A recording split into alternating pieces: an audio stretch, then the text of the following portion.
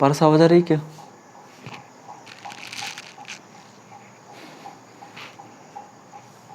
तो ये जो 4 क्वेश्चन थे वो कर लिए थे क्या?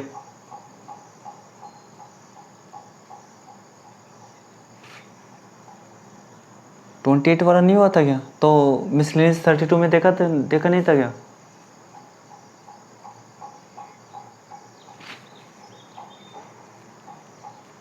अच्छा, तो उसमें लिमिटेड रखी हुई है यार, इसमें है ना लिमिट,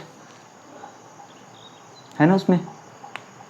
हाँ इसमें भी है लिमिट, है इसमें। कहाँ से? 0 से पाई है ना?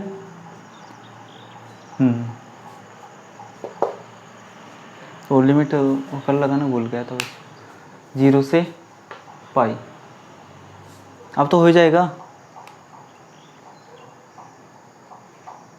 ठीक है।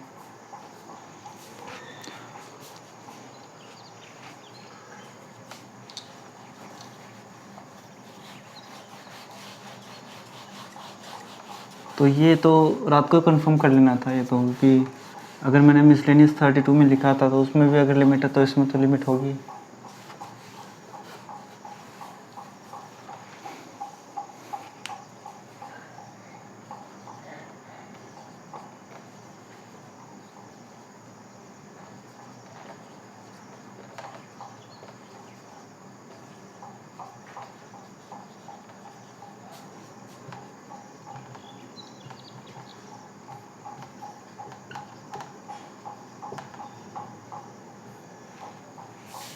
अब देखो एग्जाम्पल नंबर कितने का है?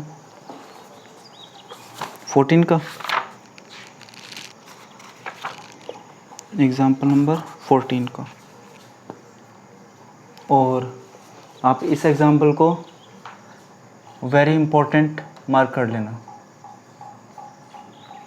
अब इस एग्जाम्पल से पता चलेगा कि आपने चैप्टर नंबर 8 में कितना कुछ सीखा है और आपको कितना कुछ आता है।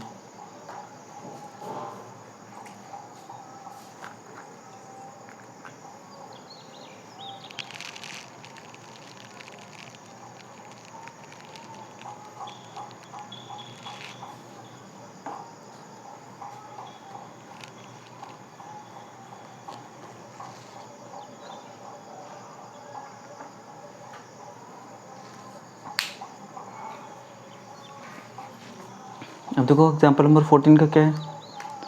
Prove that the curve y square is equal to 4x and x square is equal to 4y divided the area of the square bounded by x is equal to 0, x is equal to 4, y is equal to 4 and y is equal to 0।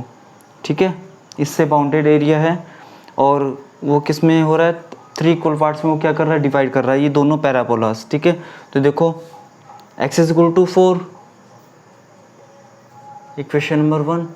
ठीक है, y is equal to 4, equation number 2। y square is equal to 4x, ये third वाली है, and x square is equal to 4y, ये fourth है। ठीक है, और देखो एक x इज इक्वल टू 0 भी है, तो ये y एक्सिस होती है, y इज इक्वल टू 0, ये x एक्सिस होती है। ठीक है, तो देखो क्वेश्चन में बोल क्या रखा है? ये तो हो जाएगी x इज इक्वल टू 0, ये हो जाएगी y इज इक्वल टू 0 और y square is equal to 4x। तो y x की एक वैल्यू के लिए y की 2 वैल्यूज़, तो ये होगा। ठीक है, अब मैं 2 पैराबोला है तो इसको P1, तो ये P1 हो गया, y square is equal to 4x और ये P2 हो गया।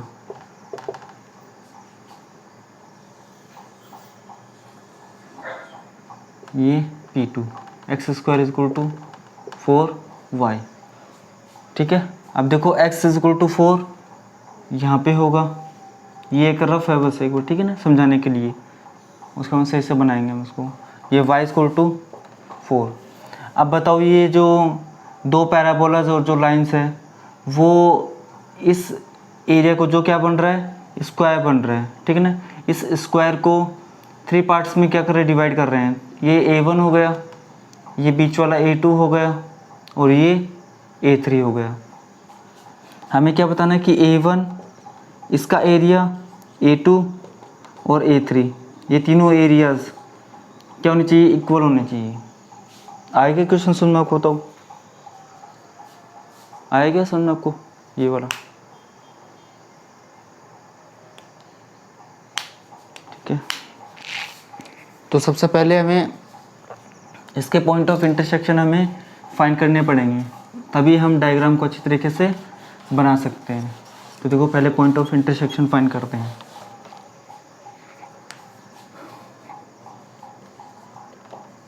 पॉइंट ऑफ इंटरसेक्शन, तो देखो फर्स्ट का सेकंड के साथ में, तो first and second, x is equal to 4 and y is equal to 4, तो पॉइंट ऑफ इंटरसेक्शन क्या आ गया, 4,4 आ गया, ठीक है।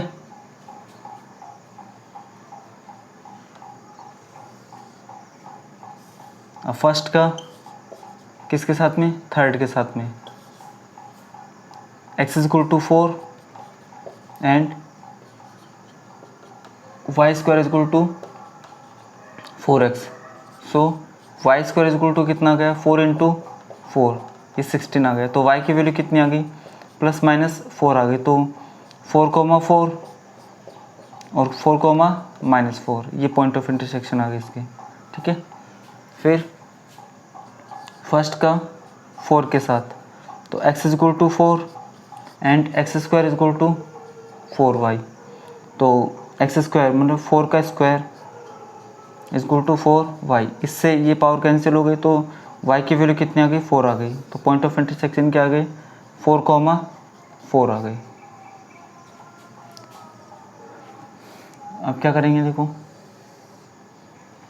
फर्स्ट का सभी के साथ हो चुका है, अब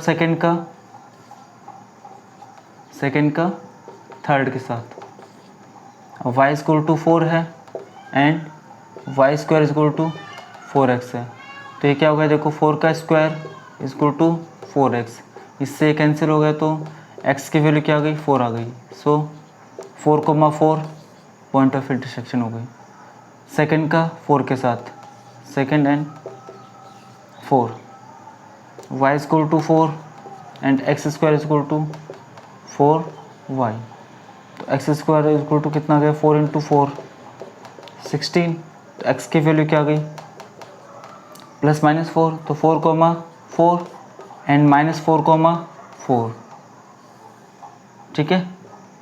अब थर्ड का 4 के साथ, तो क्या हो जाएगा, देखो y square is equal to 4x and x square is equal to क्या है, 4y, तो यहाँ से x की वैल्यू कितनी आ जाएगी, y स्क्वायर अपॉन में 4, देन यहाँ पे रख दो आप, तो y स्क्वायर का स्क्वायर y की पावर 4 अपॉन में 4 का स्क्वायर 16 इक्वल टू 4y, तो ये क्या हो जाएगा, देखो y की power 4 equal to 64y, it implies y4 minus में 64y इक्वल टू 0, तो y कॉमन आ जाएगा, तो ये हो गया y³ माइनस में 64 इक्वल टू 0, तो यहाँ से देखो क्या आ जाएगा, y की वैल्यू या तो 0 आएगी और y³ इक्वल टू कितना आ जाएगा, 64, तो y की वैल्यू कितनी आ जाएगी, यहाँ से 4 आ जाएगी, ठीक है।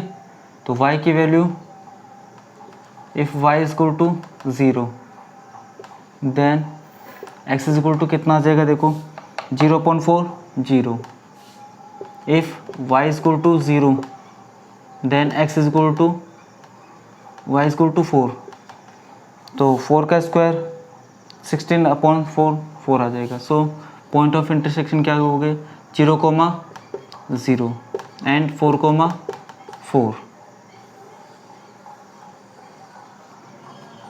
तो यहाँ तक आपको बात समझ में आई कि नहीं है, तो यहाँ तक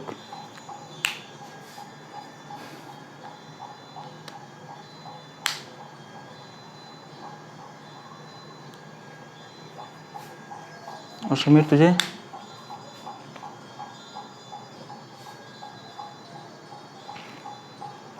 तो यहाँ तक लिख लिया गया आपने, यहाँ तक।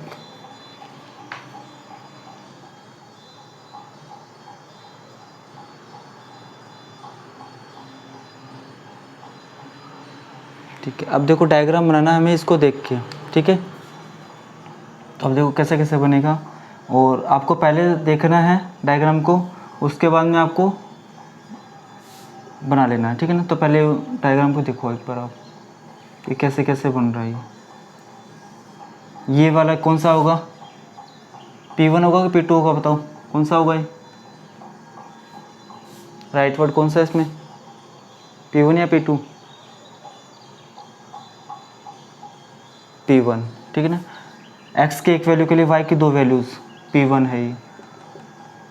y² is equal to 4x, ठीक है। और ये जो होगा वो होगा P2, such that x² is equal to 4y, ठीक है। अब ये x, ये y, ये x डैश, ये y डैश। अब देखना कि कैसे कैसे पॉइंट लोकेट हो रहे हो और लाइंस बन रही, ठीक है ना। अब पहला और सेकंड, फर्स्ट और सेकंड, तो x भी 4 और y भी 4, ठीक है। और जो दोनों पैराबोलास है उनके जो पॉइंट ऑफ इंटरसेक्शन वो क्या है, यहाँ पे 4,4 है। तो बताओ ये जो लाइन होगी वो x इज इक्वल टू 4 होगी नहीं होगी, बताओ। और ये जो लाइन होगी वो y इज इक्वल टू 4 होगी नहीं होगी, बताओ। होगी नहीं होगी, बताओ। यस या नो। अब देखो फर्स्ट का थर्ड के साथ, तो फर्स्ट क्या अपनी x इज इक्वल टू 4 है, ठीक है। और थर्ड क्या अपना P1 है। P1 देखो ये पैराबोला है P1, ये वाला। तो अब इसके पॉइंट ऑफ इंटरसेक्शन बताओ क्या क्या, देखो इसके पॉइंट ऑफ इंटरसेक्शन फर्स्ट और थर्ड का 4,4, तो एक तो ये आ रहा 4,4 P1 के साथ में, फिर एक 4,-4, तो देखो P1 के साथ में ये रहा 4,-4। ये बात तो समझ में आएगी आपको, ये वाली बात।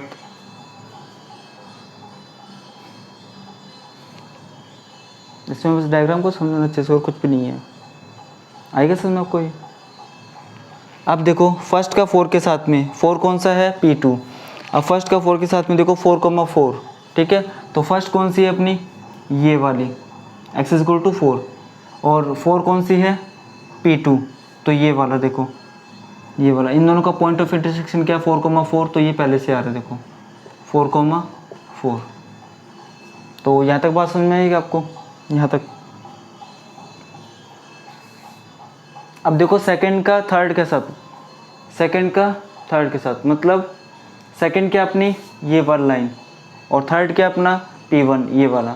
इनका पॉइंट ऑफ इंटरसेक्शन 4,4 है, तो ये देखो 4,4 आ रहा है, ठीक है। और फिर सेकंड का 4 के साथ, सेकंड क्या है, y इज इक्वल टू 4, और 4 क्या है, P2 ये वाला। अब इसमें देखो क्या है, 4,4 और -4,4, तो 4,4 तो ये आ रहा, और ये क्या आ रहा है देखो -4,4। यहाँ तक बात समझ में आएगी आपको।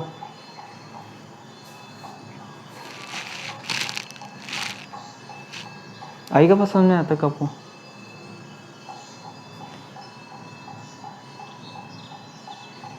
अब देखो क्या है, थर्ड का 4 के साथ, थर्ड और 4, इसका पॉइंट ऑफ इंटरसेक्शन क्या है, देखो 0,0, ठीक है। तो मतलब एक तो ये यहाँ पे मीट कर रहे हैं, तो O 0,0, ठीक है।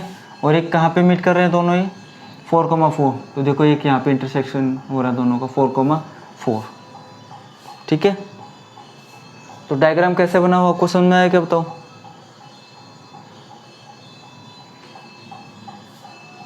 अब देखो नेमिंग करनी है हमें, OA। अब इसके कोऑर्डिनेट क्या होंगे, यहाँ पे ये x is equal to 4 line है, तो 4,0, ये B हो गया, ठीक है। ये C हो गया, यहाँ पे ये क्या देखो y is equal to 4 line है, तो ये 0,4 हो गया। अब मैं इसको क्या नाम दे रहा हूँ, इस पॉइंट को D, इस पॉइंट को E, ठीक है। अब इनके कोऑर्डिनेट से हमको मतलब नहीं है। अब देखो यहाँ पे 3 बन रहे हैं, एक तो A1, एक A2 और एक A3, ठीक है। अब A1 A2 A3 वो क्या आने चाहिए, तीनों इक्वल आने चाहिए, ठीक है। तो मैं पॉइंट ऑफ इंटरसेक्शन वाले को रफ कर देता हूँ।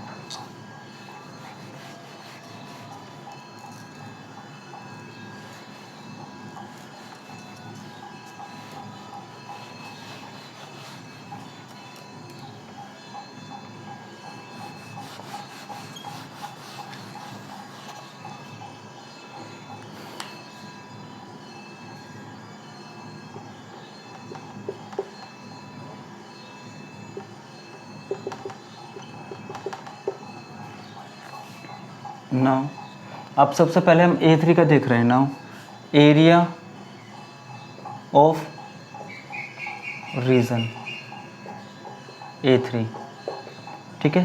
तो हमें पता है कि देखो A3, अब देखो A3 ये है, ठीक है। तो मैं यहाँ से चलूँगा यहाँ तक और इसके नीचे का एरिया आ जाएगा। तो वर्टिकल स्ट्रिप का यूज़ कर लेंगे हम यहाँ पे, ठीक है। तो आप साइड में लिख भी देना इसके कि वर्टिकल स्ट्रिप VS, ठीक है। वाई dx होगा 0 से चले कहाँ तक, 4 तक, 0 to 4। अब बताओ 0 to 4 चले हैं। अब ये जो पैराबोला है, ठीक है, ये बताओ P1 है कि P2 है, ये वाला P1 है कि P2 है, P2। कौन सा है ये, P2, ये है P2, ठीक है ना, देख लो आप ये P2 है। अब ये इक्वेशन नंबर 4 तक हो गई 5, कॉमा एरिया ऑफ रीजन, तीनों को एक साथ सोल्व कर लेंगे बाद में हम। एरिया ऑफ रीजन A2, ठीक है। अब A2 देखो हम किसका यूज़ करेंगे, वर्टिकल या फिर हॉरिजॉन्टल स्ट्रिप का। आप दोनों का यूज़ कर सकते हो। देखो यहाँ से यहाँ चलेंगे हम, अगर हॉरिजॉन्टल में तो ठीक है, तो इसके नीचे का एरिया आएगा, फिर इसमें से इसके नीचे का एरिया माइनस कर देंगे तो ये आ जाएगा। अब वर्टिकल स्ट्रिप में क्या होगा, यहाँ से यहाँ चले हम तो इसके नीचे का एरिया आ गया पूरा, ठीक है। और फिर यहाँ से यहाँ चले तो इसके नीचे का एरिया वो माइनस कर देंगे हम, ठीक है। तो यहाँ पर भी हम वर्टिकल स्ट्रिप का यूज़ कर लेंगे हम। तो क्या हो जाएगा, देखो वाई dx होगा, फिर माइनस वाई dx होगा, ठीक है। 0 to 4 होगा इसमें भी और इसमें भी 0 to 4 होगा। अब हमें ये देखना है कि पहले P1 आएगा कि P2 आएगा। अब देखो यहाँ से यहाँ चले हम तो ये कौन सा P1 है, तो P1, और ये क्या है, P2 है। ये 6 वाली इक्वेशन है। And area of region A3। अब मेरे को ये बताओ कि A3 का फाइंड करने के लिए कौन सी स्ट्रिप है वो सबसे सही रहेगी, हॉरिजॉन्टल स्ट्रिप या फिर वर्टिकल स्ट्रिप, बताओ। A1 तो फाइंड कर ही रहे हैं, हाँ अच्छा A1 तो फाइंड कर ही रहे हैं हम। मैं पूछ रहा हूँ कि वर्टिकल स्ट्रिप या फिर हॉरिजॉन्टल स्ट्रिप।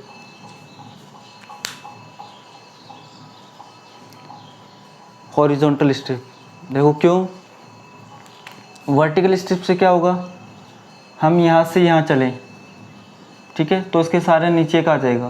फिर यहाँ से यहाँ चलेंगे तो इसके नीचे का माइनस कर देंगे, तो 2 हमें चाहिए होंगे, ठीक है। लेकिन हॉरिजॉन्टल में क्या होगा, हम यहाँ से यहाँ चलें तो इसके नीचे का एरिया, और ये A1 ही तो हमें फाइंड करना है। तो इसके लिए कौन सी बेस्ट रहेगी, हॉरिजॉन्टल स्ट्रिप बेस्ट रहेगी इसके लिए, ठीक है। तो ये आ जाएगा क्या, वाई dx 0 to 4, और ये P1 है, और ये 5 6 7। तो यहाँ तक समझ में आया कि आपको, बस आप कैलकुलेशन और कुछ भी नहीं है,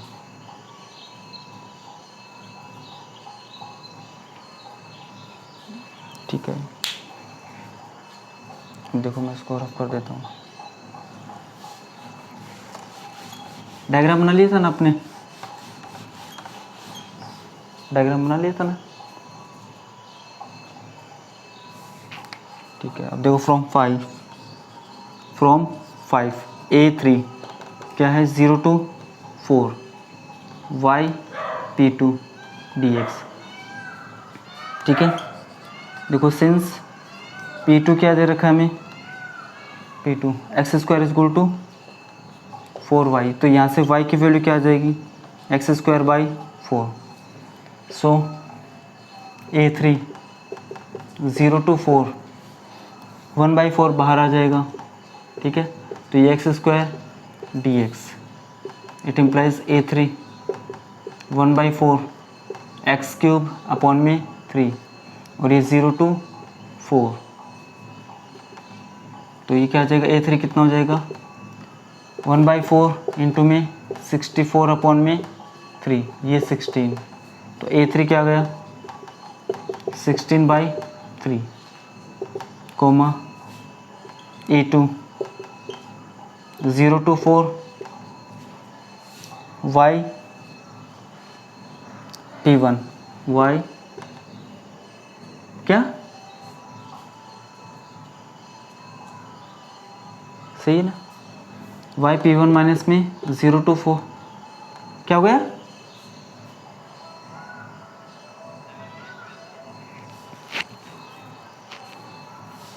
अच्छा x dy सही है, x P2 y, हाँ इसमें सही है, x P2 dy, P2 की P1 है, P1 है ना, P1 था ना, P1 हाँ ठीक है। अब देखो y P2 dx, अब इसकी वैल्यू हमें पता है 16/3, ठीक है। अब देखो सिंस P1 क्या दे रखा है हमें, x square is equal to 4y, P1 y square is equal to 4x, तो यहाँ से y की वैल्यू क्या आ जाएगी 2√x, ठीक है। सो A2 क्या हो जाएगा, देखो 0 to 4 y P1 dx है, ठीक है। तो ये आ जाएगा क्या, 2 बाहर हो जाएगा, √x dx माइनस में इसकी वैल्यू में पता है 16/3, तो आगे रीजन में लिख देना, since integration of 0 to 4 y P2 कितना है 16/3, ठीक है। और आगे आप इसके इक्वल लगा के लिख भी देना चाहिए A3। अब देखो ये वाला मैं रफ कर रहा हूँ यहाँ तक,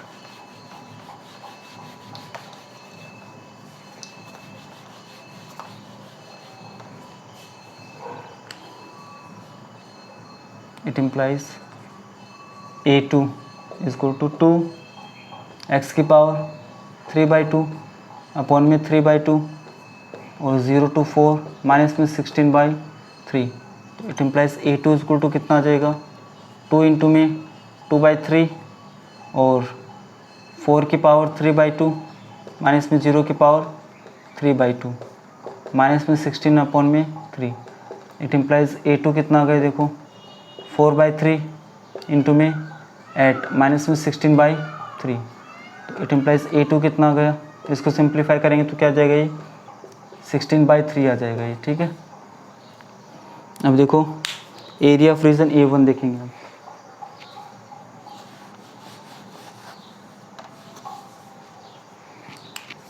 now area of reason A1, तो इट सिंस P1 क्या है, देखो y square is equal to 4x, it implies x की वैल्यू क्या गई y स्क्वायर अपॉन में 4, सो A1 कितना आ गया, देखो 0 to 4 1/4 बाहर आ जाएगा, y square dy, A1 is equal to 1/4 y cube upon में 3 0 to 4, तो देखो कितना आ गया,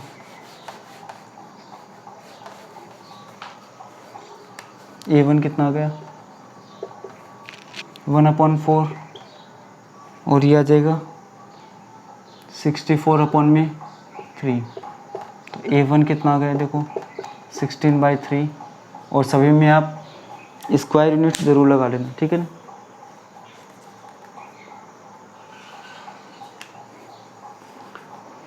तो देखो लास्ट में जो भी आपको इसमें लैंग्वेज बोल रखी है बस वो आप लिख दो, ठीक है। Therefore द एरिया, ठीक है ना, द एरिया